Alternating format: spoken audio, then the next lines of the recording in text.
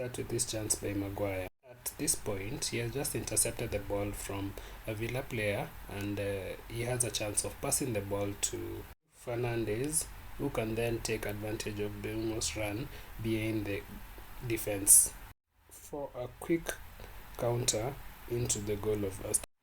Unai noted that this could be a problem and set up a box midfield for Aston Villa so that they could have the numerical advantage.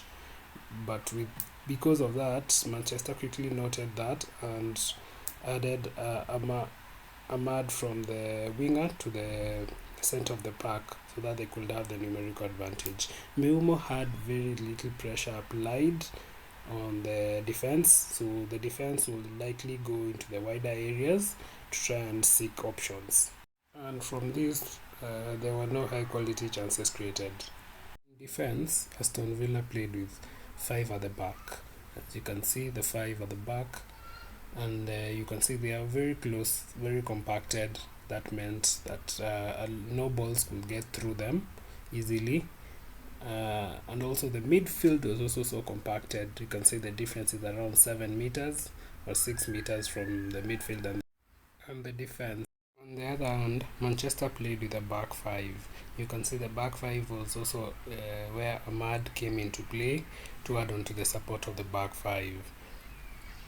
So as you can check here, they are pretty narrow and close to each other, making the spaces tighter and not allowing any movement there.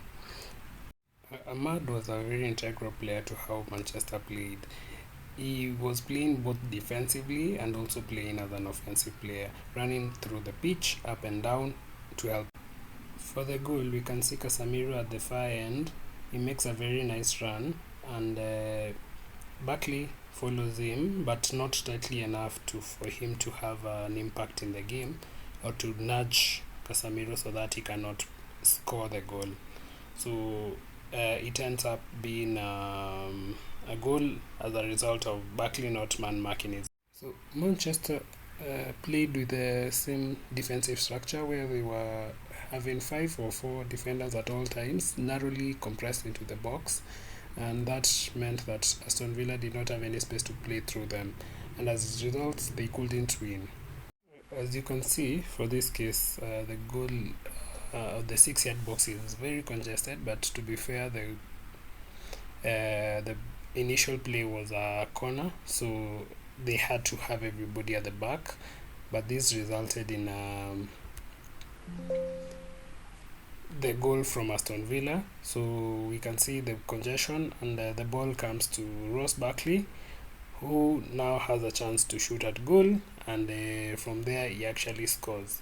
In front of him are 5 Manchester players, so that makes it even harder for them. So Aston Villa were on the back foot because they were attacking, and Manchester, because the game was now leveled, that prompted the game to open up for people to try to score. You can see here Casemiro is now in a position where he can make a pass to Mbeumo, who is actually making a run, and he does not actually do that. Gives the ball to Fernandes, who actually now sees a new run of Cunha.